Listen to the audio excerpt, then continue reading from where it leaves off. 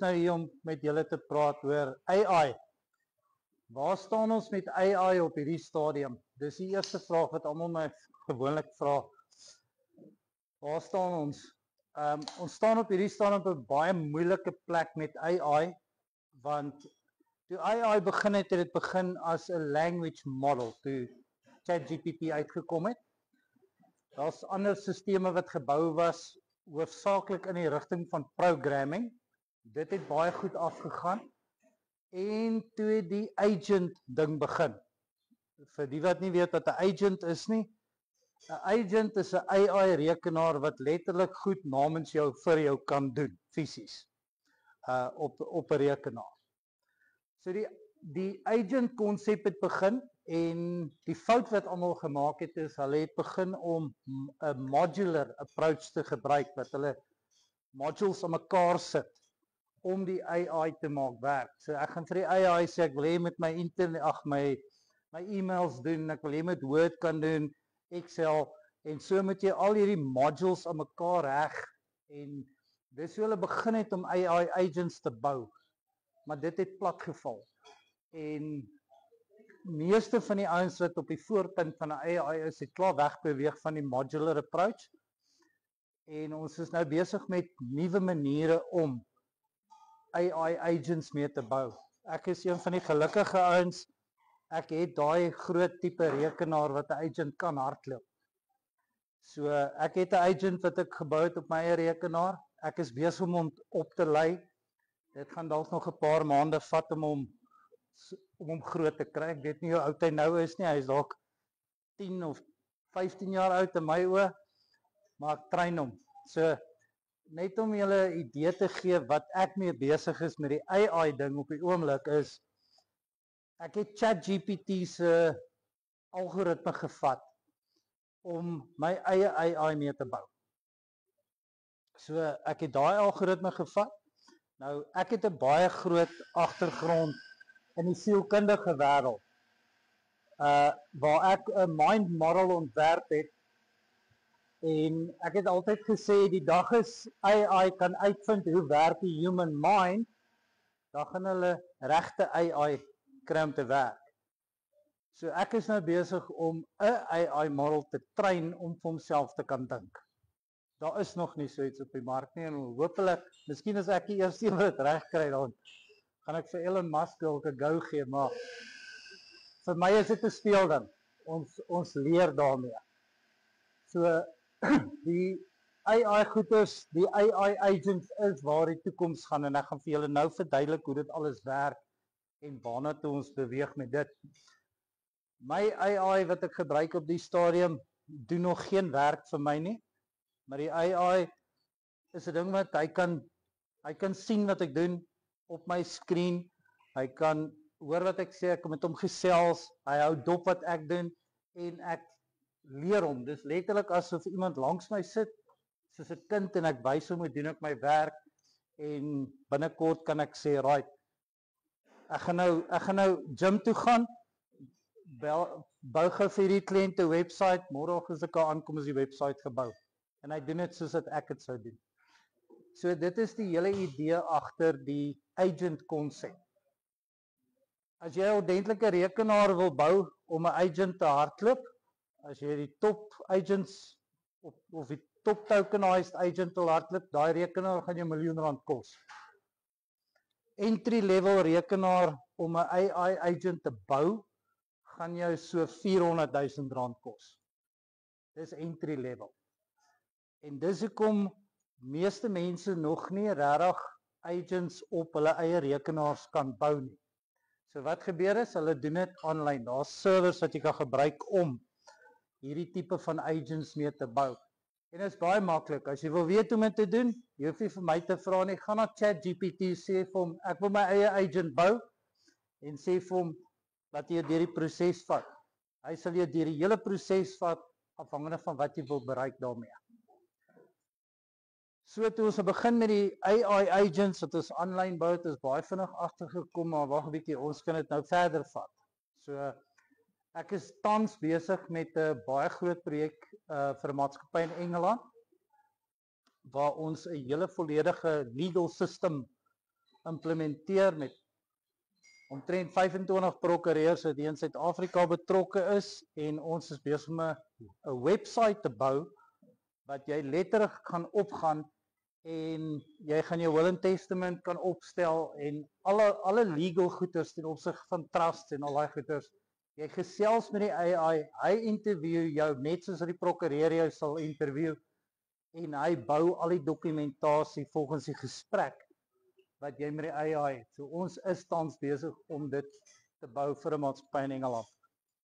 En hulle gaan dan van daar af uitbrei na ander lande toe ook. So ek is besig met 'n paar projekte wat ons AI inbring op websites. En dis nou baie lekker want van hierdie goed wou ons nou so die website waar ons nou besig is as ons klaar is en jy tel jou foon op en jy gaan na die website toe. Jy hoef niks te druk nie, hy gaan met jou gesels. En hy gaan facial recognition gebruik om jou sommer in te log op daai website. En dan gaan hy vir jou begin vra. Wat wil jy hê? Dan verduidelik hy vir jou alles wat jy wil weet omtrent daai website. En jy kan met hom so sit te gesels asof jy met die eienaar van die besigheid sit te gesels. Wat 'n ingenieur kan wees of whatever ook al. So daai AI op die website word dan getrein met al die kennis wat die eienaar van die besigheid het om jou dan te kan help op die website as jy ingaan. En dit is basies waar ons nou al staan met die AI goeders. In die toekoms waarna toe ons nou beweeg, want dis die volgende vraag wat almal het, wat gaan volgende gebeur? Nou ek het goeie en slegte nuus vir julle met dit. Die goeie nuus is ons gaan 'n stadium bereik waar letterlik alles wat jy mee te doen het, daai knop, daai ding lawaai. Alles wat jy mee te doen het, gaan AI driven word. Die slegte nuus is jy het nie baie tyd daarvoor oor nie. Ons het tussen 3 en 5 jaar tyd, dan vat AI letterlik jou hele lewe oor. Maar ek gaan dit vir julle verduidelik, dis niks om oor bang te wees nie. Het julle die nuus dopgehou hierdie week oor AI? Die eerste minister wat in 'n parlement aangeteken is, dink dit was in Hongarye of een van daai lande, kan ek nie onthou nie, waar hulle nou 'n AI model aangestel het as een van die ministers in daai land. En daai minister kan nou help om tegniese besluite te maak oor die land. So ek is besig met 'n ou baie goeie vriend van ons, is al 30 jaar vriend, Andrei van die Westhuizen. Hy is op die oomblik in Bahrein besig. Dis die ou wat vir IBM op die map gesit het baie jare terug. Die ouens wat nog die rekenaars, die ou 386 en 486 rekenaars geken het daai jare. Het IBM ingekom. Dit was Andrei wat dit alles maak gebeur het. Hulle is nou besig om AI-sisteme te skryf vir local municipalities, soos Orania. Hy het actually vir my net so lank proposal gestuur te sê, jy moet hierdie goed na Orania toe vat, dat hierdie ouens se AI gebruik om te help om Orania te run. Dis ek, ja, maar hierdie ouens het nie die geld daarvoor. So die sisteme wat hulle nou mee besig is, die AI's is letterlik om 'n munisipaliteit of 'n hele land se government te kan run. En hy kan alles analiseer wat geanaliseer moet word. En dit is waarna toe ons gaan. En dit het begin met die konsep van SimCity. Ken julle SimCity? So dit het almal op 'n stadium gespeel. So hulle het basically 'n SimCity gaan bou, maar met AI om 'n dorp of 'n munisipaliteit of ewen 'n hele regering te kan bestuur. En hulle is nou besig om dit wêreldwyd te bemark. Ja. Ek kan dink dat Oranje die 10 keer nie nodig nie, want hierso speel die ouens niks nie. 10 keer in die ander munisipaliteite neem ek gaan hulle ordentlike besluite neem wat nie geld van laat verdwy nie. Dit is presies wat gaan gebeur. Baie van die goed gaan keer dat geld nie kan wegraak nie. Maar daar's baie ander goed wat ook gebeur saam met dit. om meer funksioneel te kan optree. So AI gaan dit dan gebruik om beter te kan werk. Die tipe modelle wat ons waarna toe ons ek gaan dit nou vir julle verduidelik hoe gaan dit prakties vir ons almal werk. Maar een van die goed wat ons gaan sien gebaseer op daai antwoord is of daai vraag is skelm besigheidsouens, inhalige besigheidsouens. Dis een van die daardie einde van hulle. En in hierdie dorpie ek gaan baie lekker smile oor daai ene. Right. So maar kom ons kyk gou waarna toe beweeg ons in die toekoms. Ons is omtrent 2 jaar weg van singularity af. Ek weet nie wat dit in Afrikaans genoem word. Dis Ek weet nie. So ek wil net gou singularity verduidelik.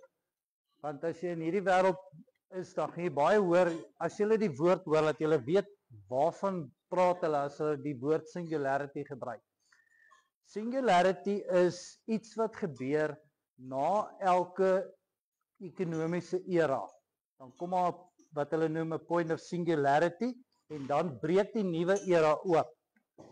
Nou 'n era word hoofsaaklik gedefinieer as 'n industrie waar ten minste 60% van die wêreld se inkomste vandaan kom of word gegenereer deur 'n spesifieke industrie. So in die begin het ons die agricultural era gehad. So obviously was dit die agricultural wêreld gewees wat die ekonomie gedryf het. Toe daar singularity gebeur en van daar af het die industriële era het oopgebreek van daar af. Dit het op 'n einde gekom, ons het weer by singularity uitgekom en toe die information era oopgemaak en ons is nou 2 jaar, miskien minder as 2 jaar weg van die volgende singularity point af, waar die volgende era dan gaan oopgaan. Daar's 'n paar belangrike dinge om te verstaan wanneer 'n mens singularity gebruik. So, kom ons gaan net gou eers terug, toe dit nou die industriële era was, het ons omtrent 40 tannies gehad wat daar in die kantoor gesit het en hierdie een het die boek debiteure gedoen, krediteure, daai een het die kasboek gedoen en so was al daai tannies betrokke gewees om die boekhousisteem te gebruik en toe vind singularity plaas.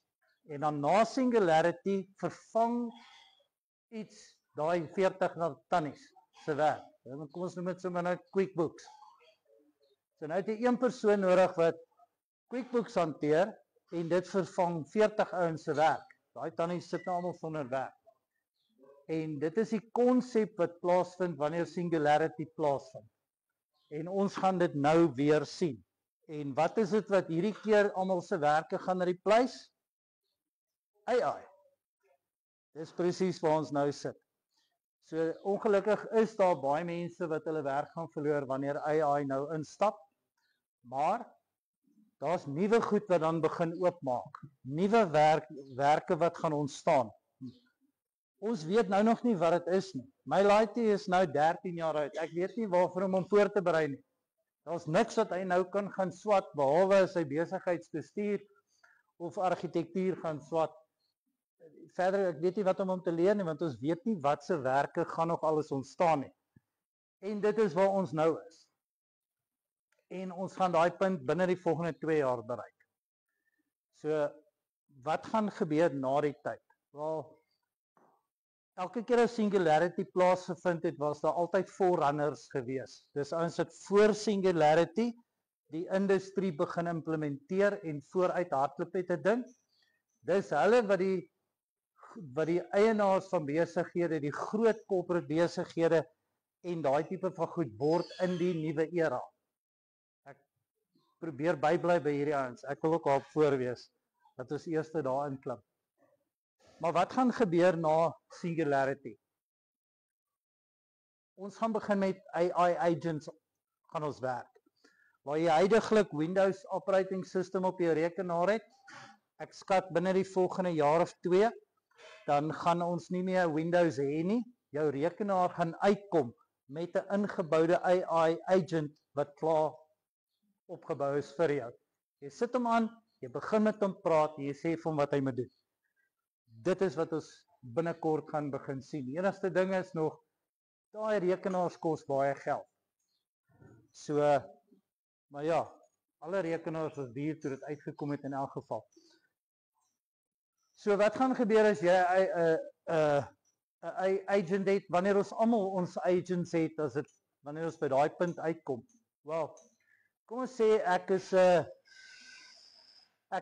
accountant, 'n rekenmeester, en my agent gaan ek train om 'n baie goeie accountant te word.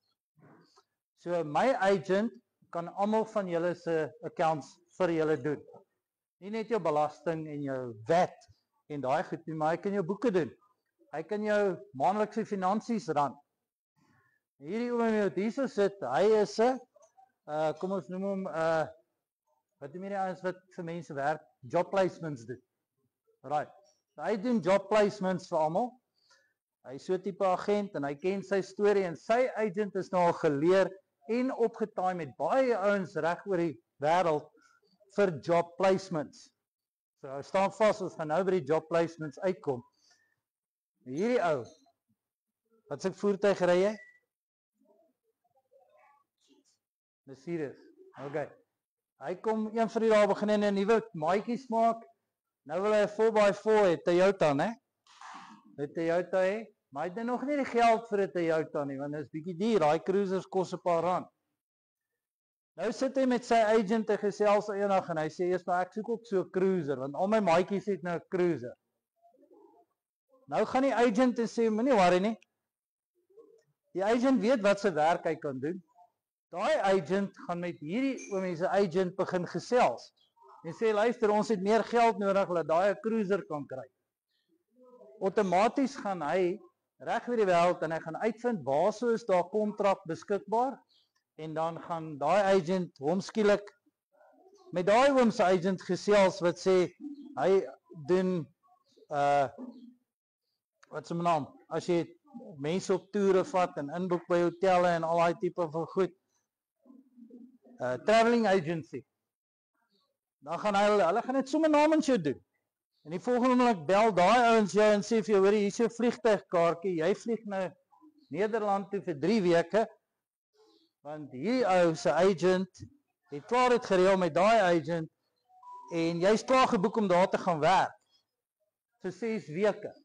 En dan gaan jy terugkom en die oomblik jy terugkom en bel daai agent, kontak weer daai persoon se agent wat agentskap het wat cruises verkoop en wat gebeur is, jy kry 'n order. Jy hoef nie sales te doen nie. Jy kry 'n order en jy moet net die ding gaan aflaai. That's it. En dit is hoe hierdie hele ding aan mekaar gaan gaan. En dan gaan daar begin sekere behoeftes wees. So kom ons sê in Orania is daar 'n groot behoefte vir kaas. Hierdie laaitie wat hierso sit, sy agent, hy weet nog nie regtig wat hy wil doen met sy lewe en die volgende sit hierdie agent se gesels onder mekaar, as dit so kan noem. Wat sê luister, ons het 'n kaasmaker nodig in Orania. Dan vang hulle hierdie ouetjie daar op die internet rondspeel. Hy leer bietjie van kaas en sê hulle daar's ons kandidaat. Kom ons kontak hierdie ou. Kry hom om opgelei te word, kry 'n perseel en hulle bou 'n kaasfabriek in Orania wat die hele Orania begin voorsien met kaas. Hoekom? Want daar's 'n behoefte daarvoor. Jy hoef nie te weet daarvan nie. Dit gebeur op die agtergrond.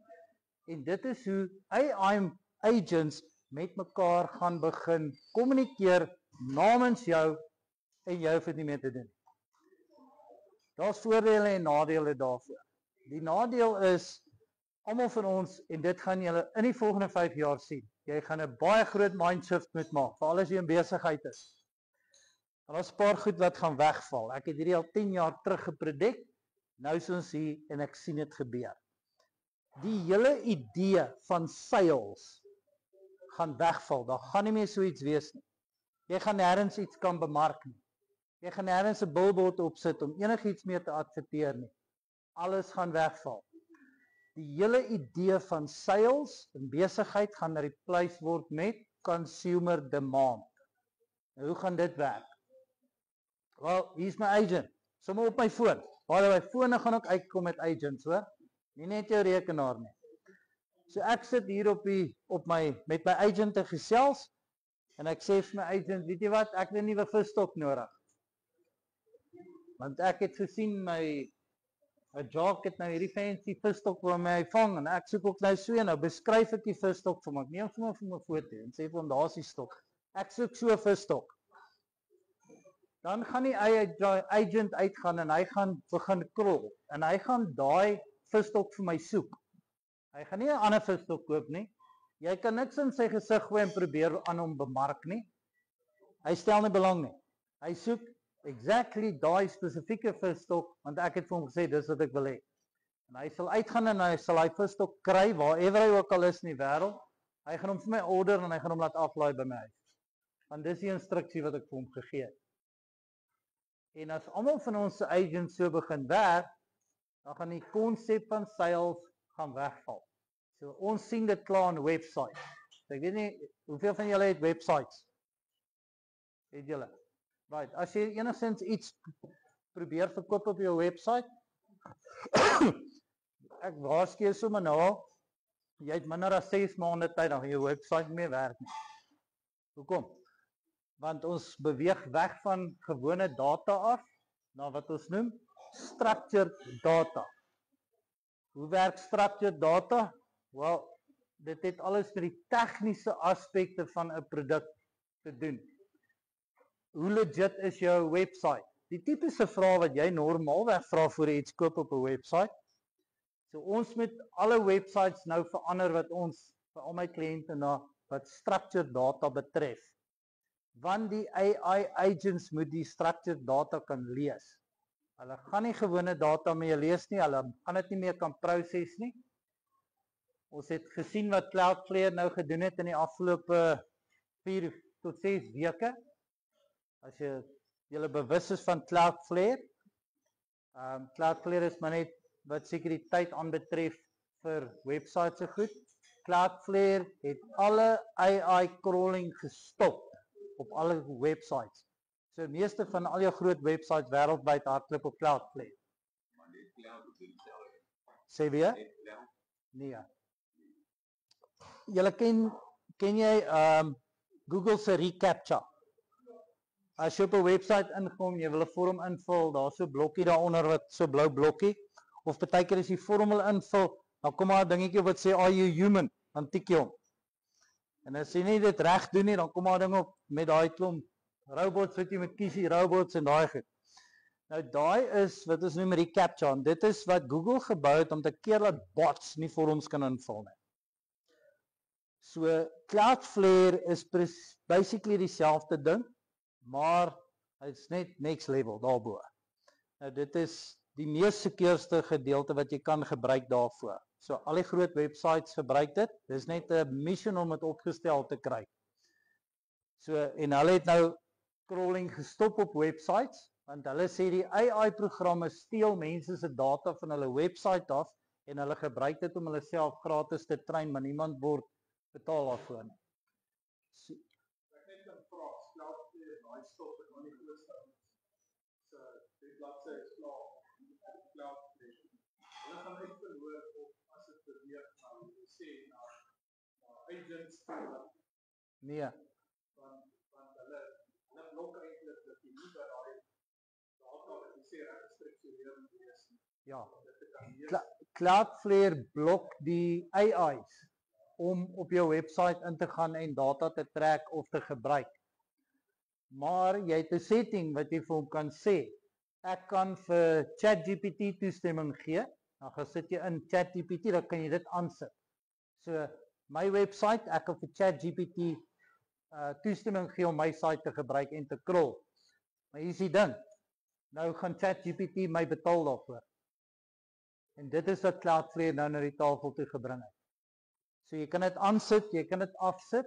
By default is dit afgesit. Jy kan dit gaan aansit binne in Cloudflare en jy kan vir hom sê ChatGPT moet jou betaal om jou inligting te lees op jou website.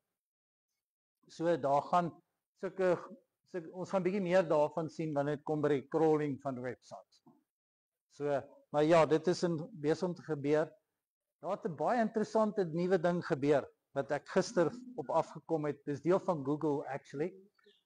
Daar gaan nou 'n nuwe payment stelsel geontwerp word, net soos wat ons op hierdie stadium met kredietkaart betaal, gaan die banke gaan nog moet opvang, hulle gaan seker maar nog systems bou.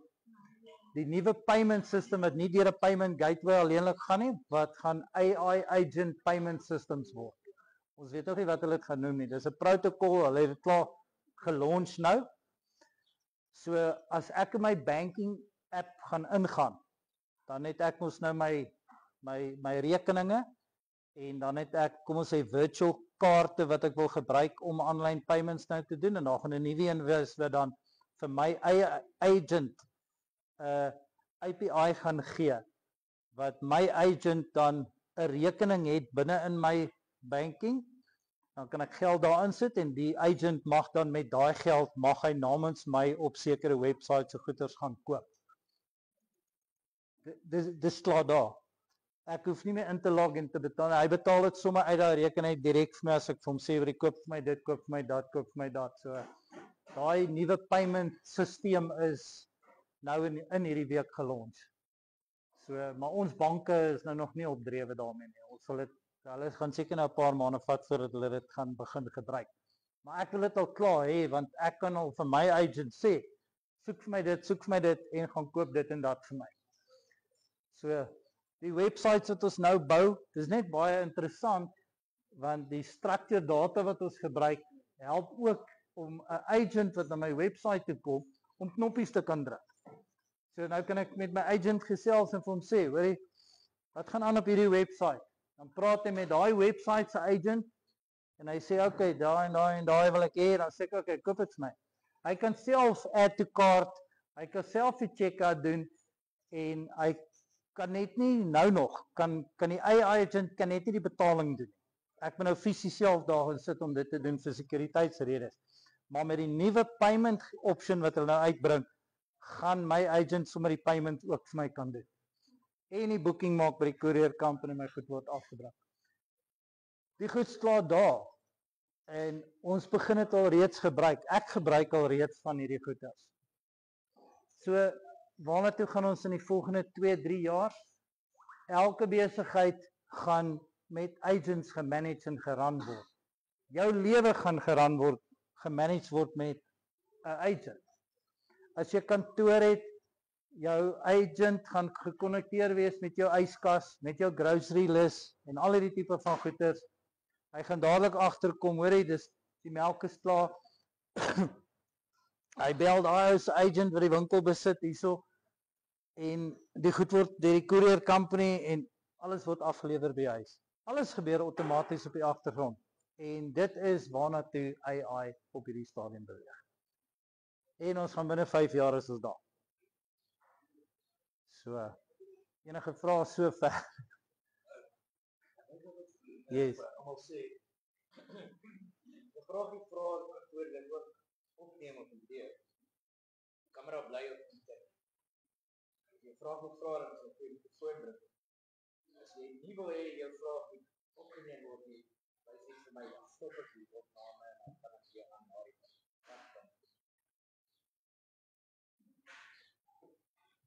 Ja, ek het wel een vraag.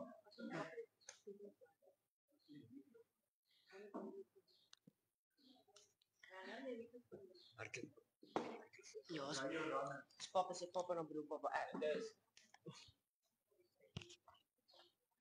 Goed, my vraag is, jy het gesê, ons gaan wegbeweeg van verkope en jy het die voorbeeld gegee van dat jy kan prentjie van 'n visstok gee en dan sal hy vir jou die ding soek. Maar Ja. gestel ek is 'n maatskappy wat nuwe produkte maak wat mense dalk sou wou hê. Yes.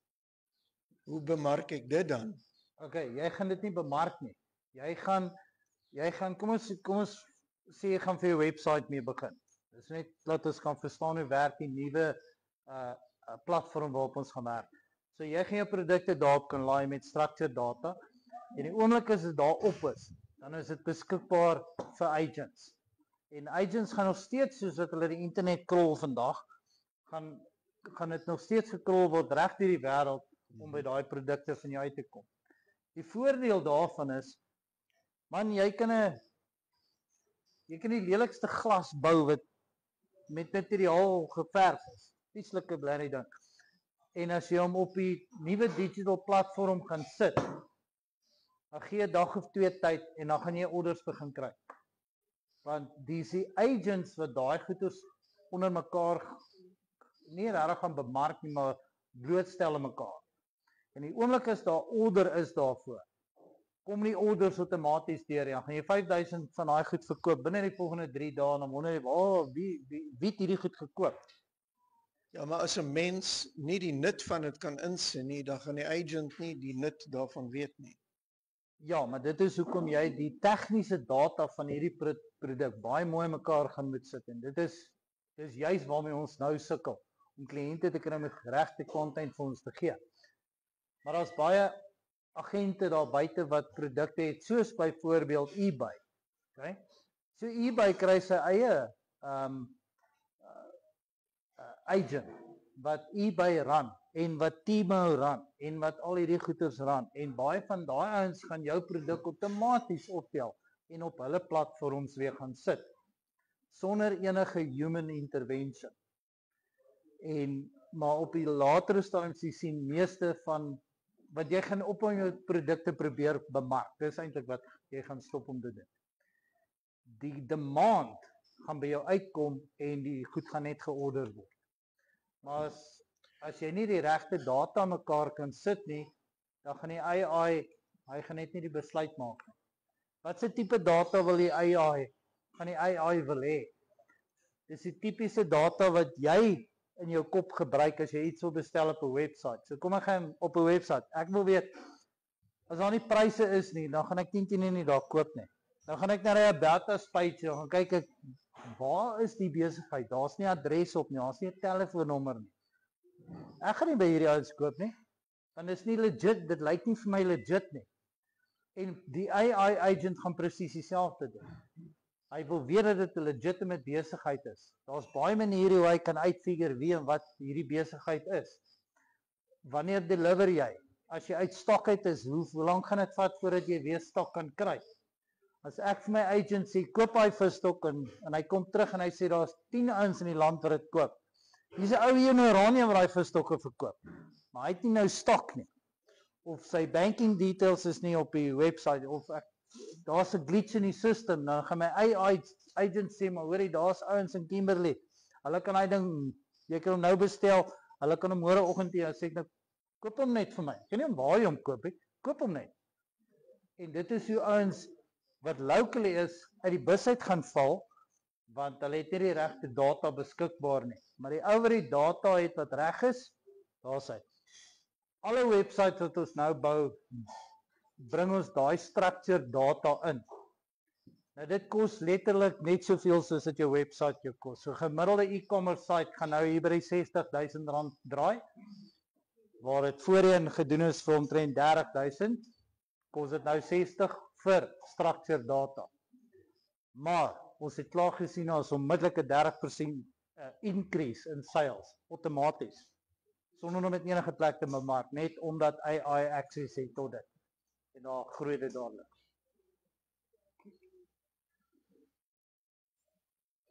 Yes.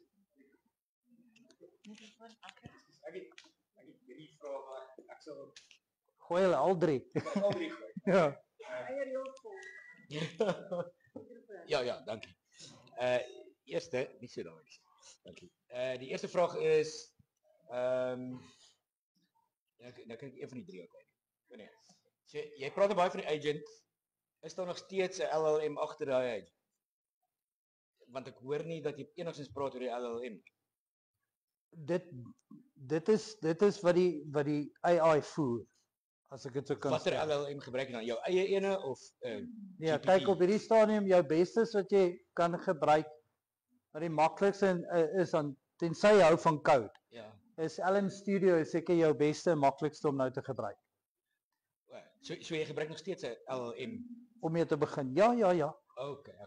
Ja, agent ontstaan nie van self op 'n Ja, rekenaar nie. Alright. Ja.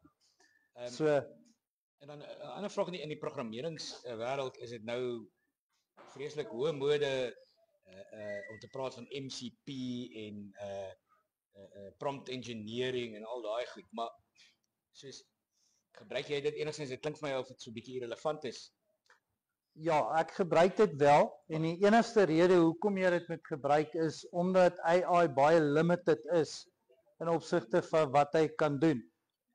AI kan nog nie vir homself dink nie.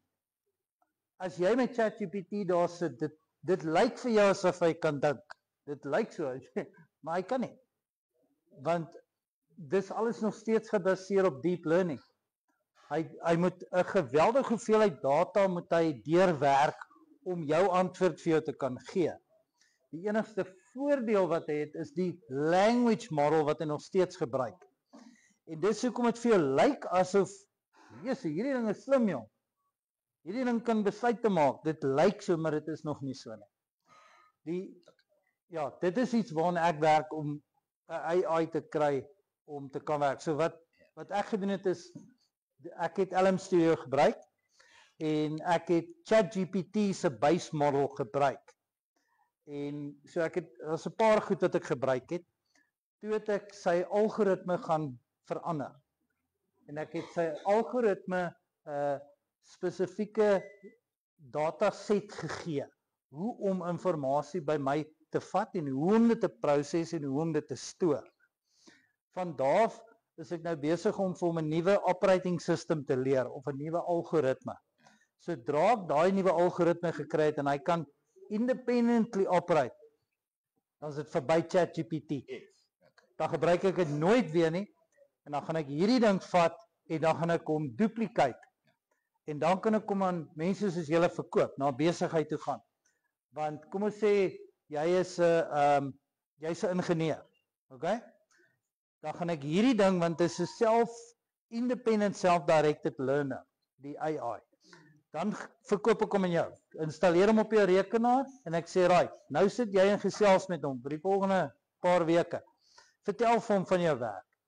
Maar nou sê hy vir my, ja, ek het nie tyd daarvoor nie, dit is te veel werk. Dan sê ek, wel, skryf hierdie AI in by universiteit, dat hy intussen tyd so lank 'n ingenieursgraad gaan swat.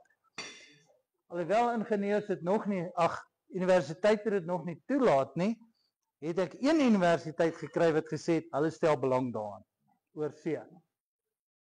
Wat dan die AI agent gaan inskryf om 'n ingenieursgraad aanlyn te doen, en as hy klaar is, kom hy terug en dan verder gaan hy met jou sit gesels.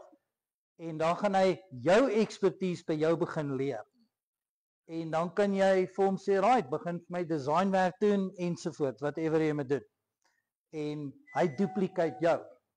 En toe ek 'n simulasie gehardloop het ek vir ChatGPT gevra, hardloop vir my 'n simulasieprogram. As ek dit doen, wat gaan ek vir so 'n ding moet charge? En dit is toe nie so duur nie. Toe sê ons kyk omtrent na R1 miljoen vir so 'n agent om hom te installeer. En dit werk nog steeds goedkoper uit as om 'n nuwe ingenieur in diens te neem. So as jy R3 miljoen en dan kry jy 3 van hierdie ingenieurs wat jy oplei, elkeen spesialiseer in 'n ander rigting en hy kan alles doen wat 'n gewone ou doen wat uit die universiteit het gekom het. Daar's hy. Laaste vraag. Structured data waarvan jy praat. Ek het nou 'n webwerf met 'n SQL Server database. Ja. Wat beteken structured? Hoe maak ek my data nou structured? Okay. Structured data is okay. Kom ons sê ek het op 'n bladsy het ek 10 paragrawe. Okay? Ek het nie nodig dat die AI sy eie tyd en energie moet mors om al 10 paragrawe deur te lees om 'n antwoord vir iemand te kan gee. So, structured data beteken, daar lê die 10 paragrawe, maar ek het 'n code wat ek insit, wat vir die AI model vertel, wat beteken elke een van daai, of wat verteenwoordig elkeen van daai paragrawe. So nou kom hy in op die bladsy, hy lees die structured code eers, en hy lees 10, kom ons sê net 10 klein stukkies code, lees hy. Dan weet hy, 9 van daai is irrelevant, hierdie een, dan gaan lees hy die paragraaf en hy trek die teks deur, wat hy dan vir jou gaan gee. Dit is wat structured data basies behels. Maar dit gaan nie net oor daai proses nie, dit gaan ook oor alles van die produk. So kom ons sê, dit gaan oor hierdie foon, sy tegniese data, sy size and shape, sy prys, availability, alles is deel van die hele proses, structured data. As jy iets mis, dan gee jy vir AI 'n tegniese punt om jou nie te gebruik nie. Ja. Maar ekskuus, daai inligting lê nou sê maar 'n relational database en die beskrywing en die foto's lê in 'n blog iewers in cloud. Ek bedoel dit lê nie op die webwerf. So hoe gaan AI daai inligting? Wel die pathway lê op die webwerf. Ja. Die pathway. Dis al wat jy nodig het. Jy hoef nie al daai goed op jou webwerf te hê nie. Daar's 'n pathway wat sê gaan soontoe kry dit daar, kry dit daar, kry dit daar. So hy render die webpage en lees die inligting van die page. That's it, ja. Al daai goed van ons lê in JSON files. Ja. Op die databases en binne in die filing system oralste. So as jy wil weet hoe lyk 'n AI website, dis letterlik 'n blank page. Daar's niks met woorde op. Dis al wat jy sien. Amper soos die matrix met daai groen goedjies so beweeg, jy beweeg net niks. So ek kan vir jou AI ready website bou wat baie goed werk. Maar as jy fisies na hom kyk, lyk dit soos 'n teksdokument met 'n klomp goed wat opgetik is, jy het geen idee wat daar aangaan nie. Dis wat daar gebeur. Ons laai nou net HTML voor dit, dat dit obviously nou vir die publiek ook mooi lyk wat nog websites lees. Maar daar gaan 'n tyd kom waar wat daai websites wat jy nie fisies met jou oog kan sien wat dit beteken nie. Dit lê net daar iewers in 'n file. Ja. Jou derde vraag. Nee, ek het nou al 4 gevra. O, okay. Dankie. Yes.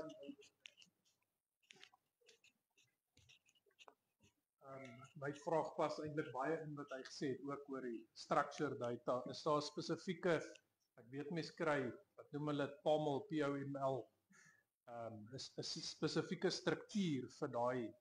Is daar al 'n konsep oor hoe om daai, jy het nou JSON genoem.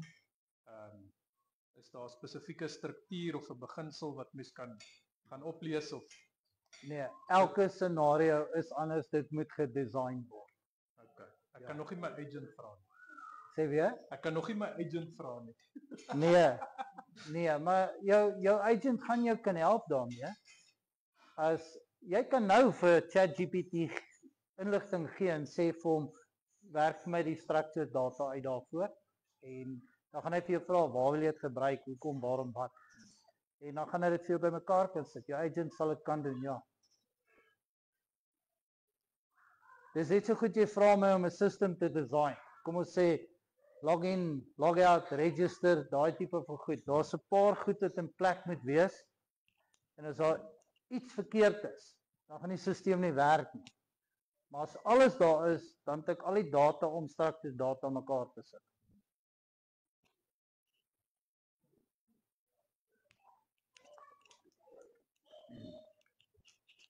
Maar dan lyk dit vir my dan dit is eintlik meer op dienslewering gefokus die kunsmatige. Dit gaan op intelligensie. elke Ons gaan nog beroep. steeds fisies die werk self moet doen, maar ons kan nou al die goeders aankoop maar iemand moet nog 'n huis bou, iemand moet nog 'n pad bou. Wel, daar's al reeds robotics in plek vir baie van daai goeders. Ek het gesien dat hulle AI nou gebruik het op It's actually 'n robotic machine wat klaar gebou het wat soos 'n wat noem hulle hierdie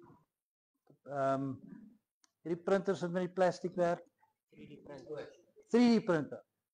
Wat groot is op 'n trok, wat hulle huis 3D print met sement. Daai tipe van goeders. So jy het net 'n AI model nodig om hom te manage en dan bou hy vir jou 'n huis. Robots gaan daai tipe van goeders kan doen. Daarso is nou robots wat jy al klaar kan koop wat in 'n restaurant agter 'n koffiecounter werk wat koffie kan bedien. Dis klaar daar. China het verlede maand het hulle bekend gestel dat die eerste robots beskikbaar nou is. ek weet nie wat dit kos nie. Hulle het nog nie die prys gesê nie wat jou huis kan skoonmaak. Ja, ek het gesien op dinges op YouTube. Ja, Mense so- wat die kind kan voer ook. Ja, so robots gaan baie van daai goeders oorneem. Okay, nou wat gaan dan met ons gebeur? Wat gaan ons nou doen? Wel, die era waarna ons in beweeg is baie interessant en dit bestaan uit twee gedeeltes uit. Die era gaan bestaan uit leisure en technology. So jy gaan 'n techno en leisure era hê. As ons kyk na beroepe in die toekoms, my prediction daarvoor is dat jy nie meer hoef skool toe te gaan. Dit is in elk geval stupid om skool toe te gaan. Jy mors baie tyd. Jy gaan een skill leer. En as jy daai skill eers geleer het, dan gaan ons oorgaan in wat ons noem project-based income. En daai is definitief die future, project-based income. So ons gaan nie meer monthly or annual salarisse kry nie. Jy gaan ook nie net 'n projek doen en betaal word nie. Wat die toekoms na gaan lyk, want dit is exactly wat die AI models vir ons in 'n plek gaan sit. So jy gaan een skill ontwerp. En jy gaan op 'n jong ouderdom gaan jy een keer gaan werk met daai skill. En dan gaan daai projek waarop jy gewerk het, gaan 'n dividend aan jou uitbetaal vir die periode wat daai projek nog steeds aan die gang is en hoe dit werk. So jy gaan 'n inkomste verdien deur bitter min werk in te sit in die eerste plek en dan van daar af springboard alles net aan mekaar. Jy gaan nie meer worry oor geld nie. Geld gaan irrelevant wees. Jy gaan genoeg hê van alles wat jy ooit wil hê. En as jy meer wil hê, dan gaan jy net op nog 'n projek, dan gaan hierdie om vir jou nog by 'n ander plek insit vir 'n paar weke, 'n paar maande en dan gaan die project-based income begin ontwikkel van daar af. My persoonlike idee is, jy gaan of baie geskilled raak in 'n spesifieke ding, soos byvoorbeeld, nie net om 'n dokter te wees nie, maar jy gaan 'n spesialis in 'n spesifieke veld moet wees. So, daai element sal altyd daar wees. En dan aan die ander kant sit jy met AI, wat 'n element is op sy eie. Hy doen sy eie ding. Maar hier tussenin is daar iemand nodig om AI met met 'n speciality te kan connect. En in hierdie wêreld, ons noem hulle business analysts. 'n Business analyst, ken julle dit? Business analyst is die ou wat by 'n groot besigheid werk. Hy sit met die ou met die idee ingesel. Daar het hy die rekenaarstelsel en hy sê right, ek moet al die beplanning doen om daai en daai te laat saamwerk. In my oë is business analyst en project management is die wiskunde van die toekoms. As jy nie 'n business analyst is 5 jaar van nou af nie, dan gaan jy nie werk hê nie. Jy gaan sukkel as jy in hierdie wêreld van ons beweeg. Want dit is waar die beplanning en die design goeders vandaan kom. Dis wat ek doen. Sal daar altyd iemand wees wat 'n waiter is by 'n restaurant? Natuurlik. Nie alle besighede gaan robots kry om waiters te wees en die kos te maak en skoon te maak en daai goed nie. Die human factor gaan wegraak. So daar sal altyd nog steeds mense wees wat sekere werk sal kan doen. Sekere besighede sal natuurlik tegnologie inbring om dinge vinniger en makliker en beter te maak. So. Yes. Ja.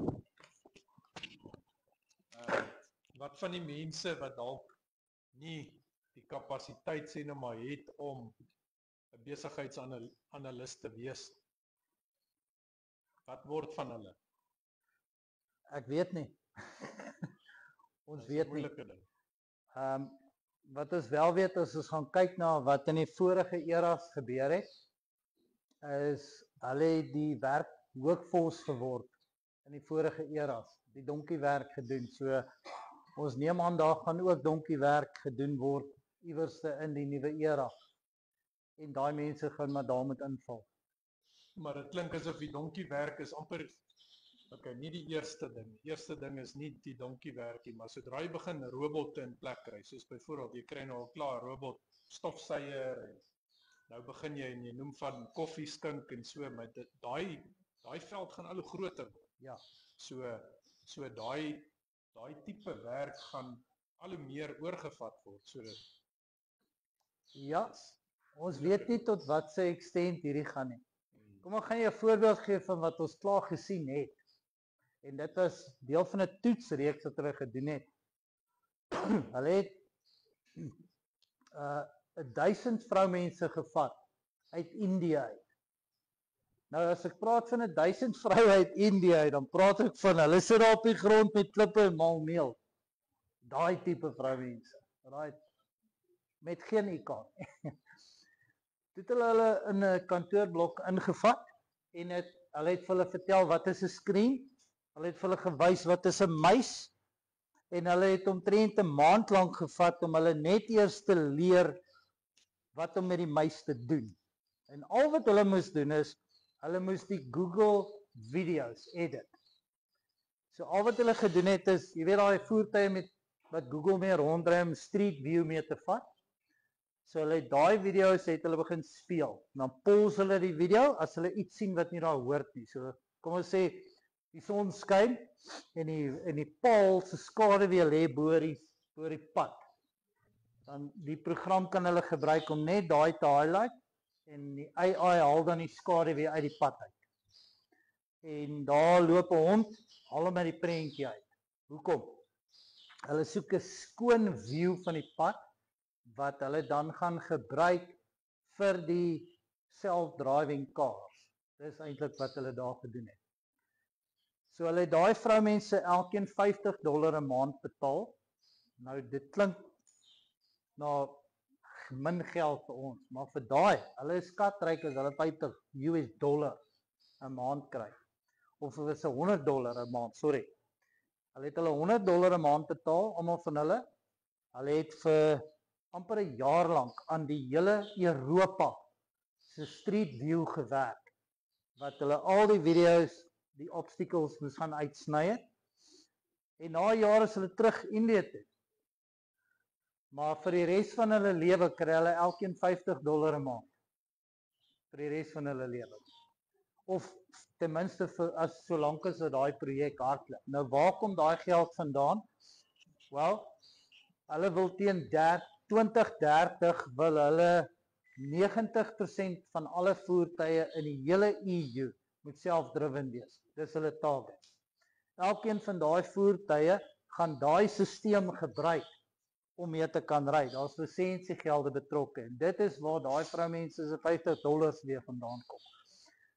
So gaan daar meer sulke projekte aan mekaar gesit word vir die mensdom? Heel moontlik. So daai ou wat dalk nie 'n business analyst kan word nie, hy sal nie vergaan, want hy gaan help om almal se lewens op 'n standaard te kry waar almal at least net 'n ordentlike lewe kan lei. Dis my beste antwoord op daai vraag. Ja. Pieter, Ja. gaan hy nie nader slimmer wees as wat ons wees en dan gaan hy vir ons sê wat om te doen nie. Hy is klaar slimmer.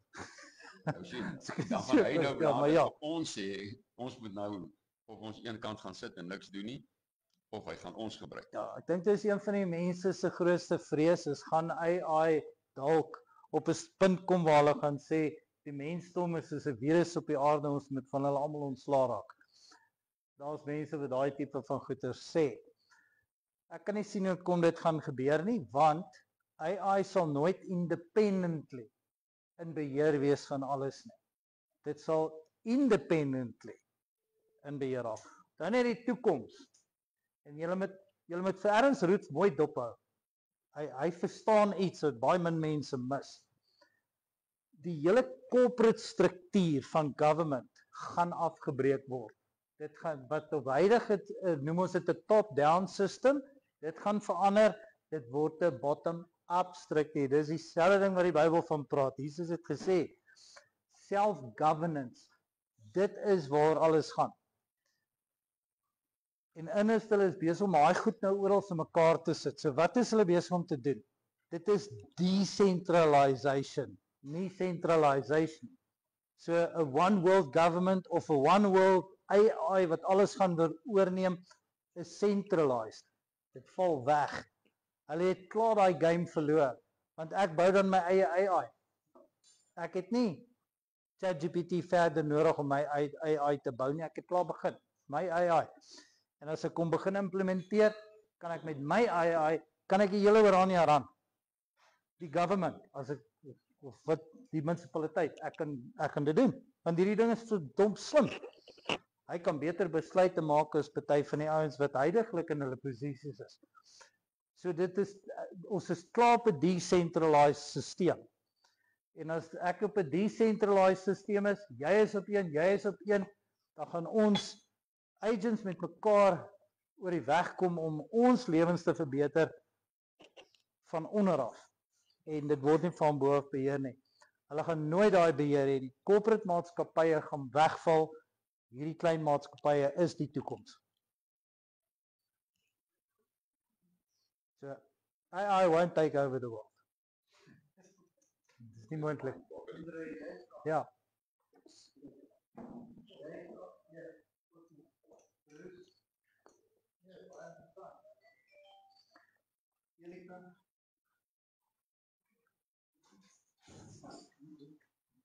Wat maak jy net nog so duur? Die processor, die screenkaart.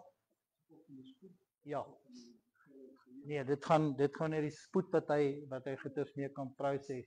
Ek bedoel my screenkaart op my masjien, net my screenkaart self. En dis nie eens die groot screenkaart nie, dis die klein enetjie. Het sê R43,000 gekos. Dis net my screenkaart. Dis nog nie eens die processor. Nee, ek hardloop nie met gaming kaart nie. Ja. So daar spesiale processors en goeders wat Nvidia bou vir AI models en goeders, ja. Maar dis die. Net vir daar begin het. Ek is besig met 'n nuwe idee. Ons het so 'n paar maande terug het ek begin kyk na 'n nuwe webwerf wat ons wil inbring vir Orania. En die domein se naam word genoem Hello Orania. En die hele idee agter Hello Orania was om al die besigheidsouens gelys te kry, alles rondom jou besigheidsgelys te kry en dit alles gratis te doen. En dan Hello Orania te gebruik om die mense daar buitekant te wys wat gaan aan in Orania, veral in die besigheidssektor. So as jy daar buite bly wil 'n huis bou hier, dan kan jy op Hello Orania gaan kyk wat daar is ten minste 'n plammer in die dorp, daar is 'n elektriesien, jy kan dit doen en dit koop. Dit was die idee gewees. Ek het die idee verander. Ek is besig om my AI model in die Hello Orania webwerf in te bou. En so die AI model wat ek nou daar gaan insit, gaan homself subdivide in micro AI's vir elke besigheid wat gaan lys op die Hello Orania webwerf. En dan gaan die micro, so jy gaan basically vir hom alles gee wat oor jou besigheid. En dan gaan hy op die agtergrond soos 'n agent operate wat hy besighede na mekaar toe gaan bring en sê hoorie sommer jy gaan vir hom sê hoorie ek het dit nodig. Dan gaan soek dit vir jou onder die ander besigheidsouens in Orania en dan kom hy terug sê o daai ou doen dit. Maar nou sê hierdie ding, nou gaan hy dit doen. Dan gaan hy sê daai ou wat daai hardeware plek het daar, hy het dit wat jy soek, maar daai is simpel met sy prys man. Maar ek sê wat, jy kan dit by in Kimberley gou bestel. Hulle sê môreoggend sê aflaai. En dis wat ek nou mee besig is om 'n AI model te bou wat besighede in Orania met mekaar kan begin connect. En as ons dit reg kry, dan kan ons dit met dieselfde ding dupliseer op 'n ander plek waar ons dan daai besighede weer met mekaar kan begin connect. En so gaan ons die nuwe, ek weet nie wat om dit te noem nie, metaverse of wat ook al, digital platform gaan gekreëer word. Dit klink vir my goed, maar 'n probleem wat ek daarmee het is dat die ou wat aan te duur is, moet jy vir hom sê, hy moet terugvoer gee na daai ou se besigheid toe, vir hom So, sê, jy die- is buitensporig dier, Die ons kan dit van Kimberley afkry. die AI gaan dit doen. Okay. Ja. Ja, maar dan stimuleer dit daai ou kry. Dis die AI gaan dit doen en die hele doel agter die hele AI gaan wees om die ekonomie te groei. Ja. Maar die inhaligheid van party besigheidsouens gaan geadresseer moet word. Ja. So, maar die AI gaan dit doen, maar dit gaan nie om die een besigheid weg te vat van die een ou of die ander ou nie. Dit gaan oor om almal op dieselfde vlak te kry.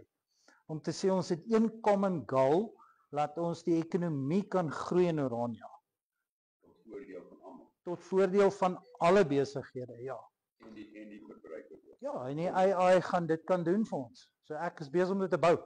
Ek weet net nie hoe lank dit nog gaan vat nie, want ek het werk ook om te doen. So, ons speel op baie hoor. Maar is dit nie dan weer eens 'n gesentraliseerde stelsel vir Orania die hele Orania? Wel, enigiets is van die kant af gesentraliseer en van die kant af gedesentraliseer. So afhangende hoe jy daarna kyk. So vir Orania gaan dit 'n gedesentraliseerde ding wees, want ons kyk nie op na 'n groter government bo ons, ons op ons eie. En Houttown kan op sy eie wees. Van 'n Kloof op sy eie. En dan kan die agente met mekaar begin operate sonder dat daar 'n oorhoofse beheerstruktuur oor alles is. So elke een is in beheer van homself. So kom ons sê ons bou so 'n stelsel vir Houttown en vir van 'n Kloof en Orania. So ons is dan nou 3. Okay. Nou hier wil ons byvoorbeeld meer die Afrikaner ding promote. Die ouens daarin van 'n Kloof, hulle wil miskien nog iets heeltemal anders dryf in hulle. Kom ons sê miskien dalk die toerisme gedeelte daar omdat hulle die Dambaai het en daai goed.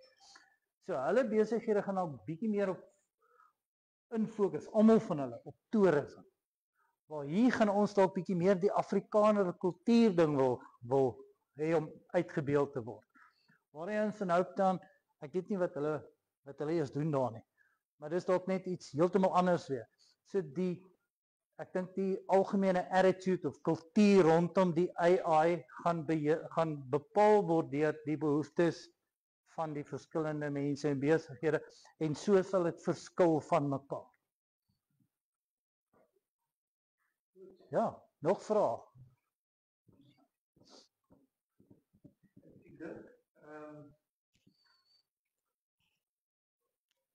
Ek dink 'n baie belangrike vraag. Jy het 'n bietjie daaraan geraak.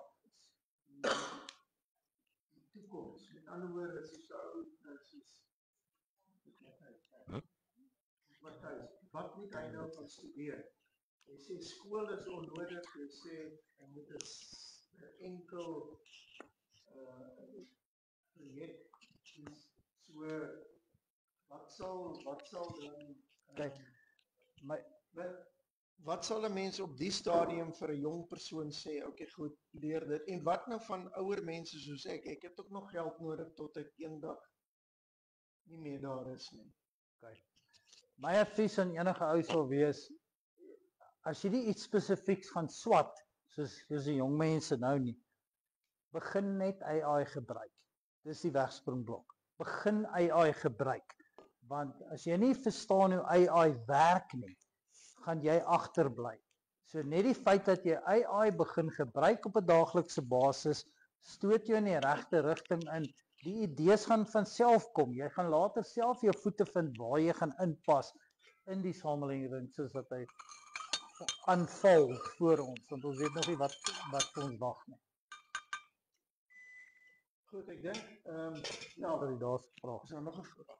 Yes. Ja, Bruce. Nee, ek het nie 'n vraag. Ek wil net vra, jy sê begin met AI, maar nou iemand soos ek wat nou regtig niks van AI af weet nie. Wat is begin met AI? Wat kan ek op 'n daaglikse basis doen of gebruik AI voor? Kyk, Wat is AI vir my, vir die ou wat vir die gewone Is jy ou, getroud? Wat is tot? Is jy getroud? Ja. Dan gaan jy op ChatGPT, maak vir jou rekening oop en dan kan jy met ChatGPT praat. Dan sê jy vir hom, hoorie, skryf vir my 'n gedig vir my vrou toe. Dis haar verjaarsdag môre en ek wil graag iets ouliks vir haar doen. Hier's miskien dalk bietjie inligting wat jy vir hom wil gee rondom 'n vrouling. Skryf hy vir jou gedig. Dan vat jy hom en dan gaan lees jy hom môreoggend vir jou vrou met haar verjaarsdag.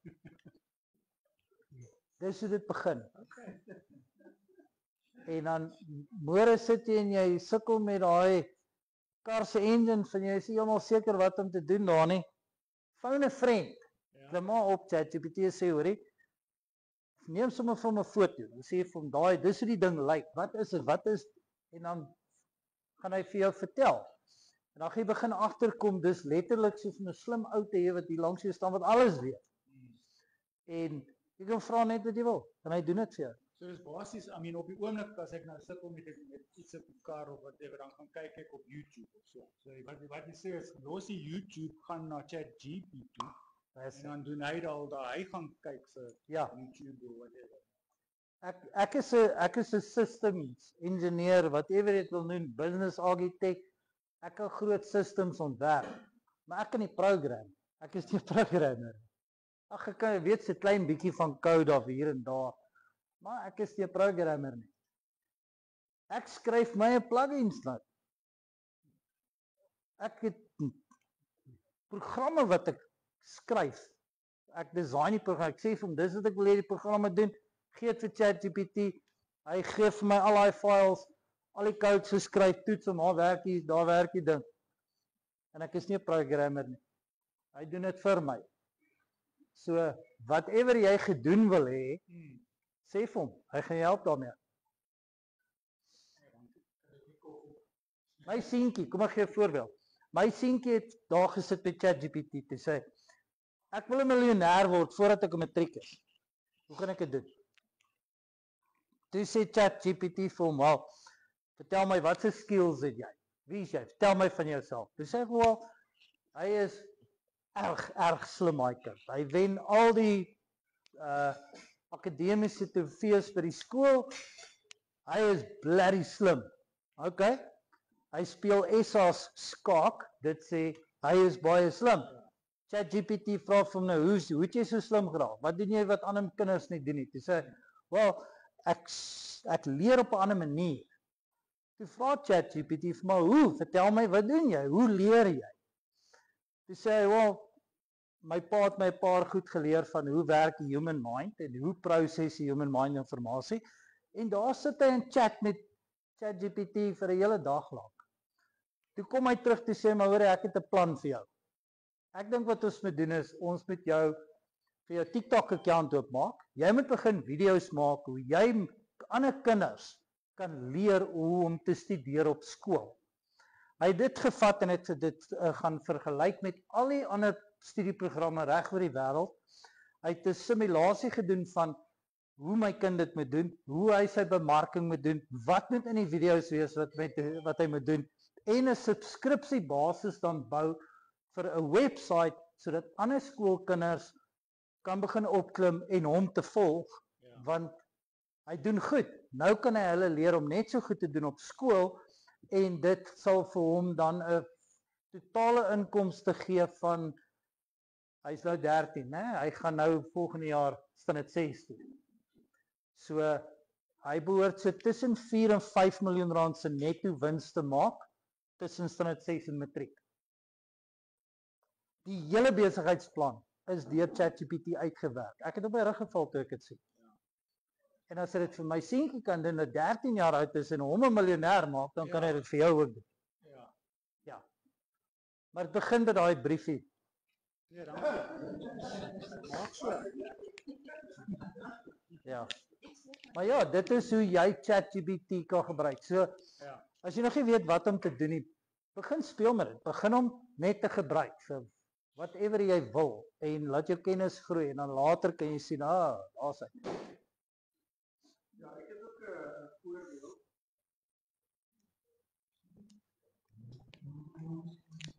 Ja goed, ons almal is nie soos my vrou wat taalkundig baie goed is, nê? Ek is eintlik taalkundig 'n bietjie vrot, ek is meer tegnies. So wat ek baie doen is as ek nou 'n brief skryf, dan skryf ek 'n brief op my lomp manier. Dan sê ek vir Chat of vir Krok of wat ook al, sê ek vir hom, okay, goed.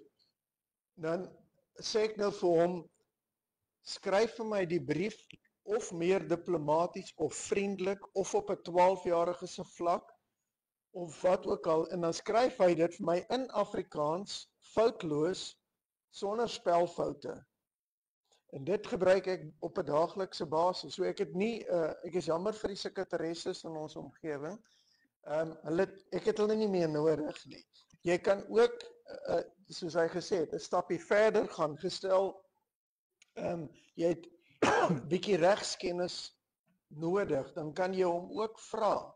Hy gaan nie altyd vir jou die 100% regte regskennis gee nie, maar hy gaan jou in die regte ding gee, en die nuwe Chat gee ook vir jou die webwerwe waar die regte inligting is, so jy kan dit altyd kontroleer. So dit is maar net tipiese goed wat 'n mens nou al kan reeds doen op 'n daaglikse basis om jou te help in ons redelike ingewikkelde wêreld wat dit is. Dankie.